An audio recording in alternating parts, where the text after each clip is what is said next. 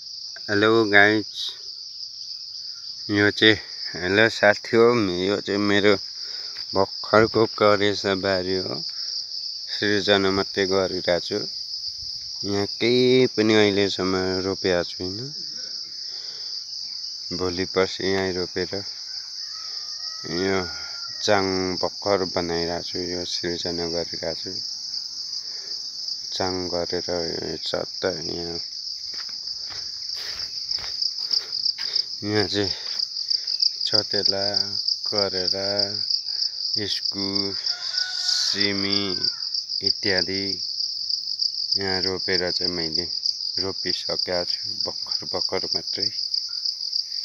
अबको 2-3 महिनापछि चाहिँ मैले यहाँ आज यहाँ फर्सी र काँक्रा पनि छैन। फर्सी र काँक्रा पनि हाल्ने विचारमा गरिसकेको छु। यो चाहिँ मैले नयाँ प्रविधिदेखि बनाएको। तलदेखि देखाउन चाहन्छु।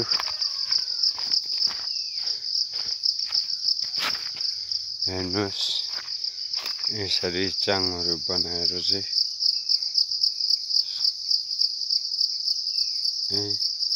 यसरी चाहिँ चाङहरू बनाएर मैले राख्दाखेरि चाहिँ सबै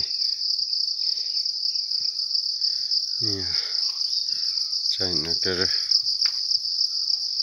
मकै यता यहाँ पनि छेकेको छु। यसरी तल चाहिँ मेरो सानो दाजुको घर हो यो चाहिँ। अनि नभन्दै अब मेरो घर पनि देखाउँछु। अब म जीवन राई गाउँले नै हो। गाउँमा बसिसकेपछि भ्यूज पनि राम्रो छ। हेर्नुहोस्, भ्यूज पनि राम्रो छ।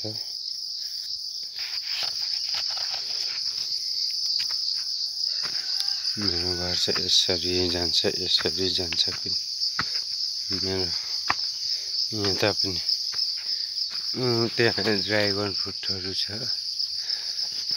यहाँ चाहिँ छैन के अरे यसरी गएर चाहिँ मेरो घर त्यो मेरो घर हो।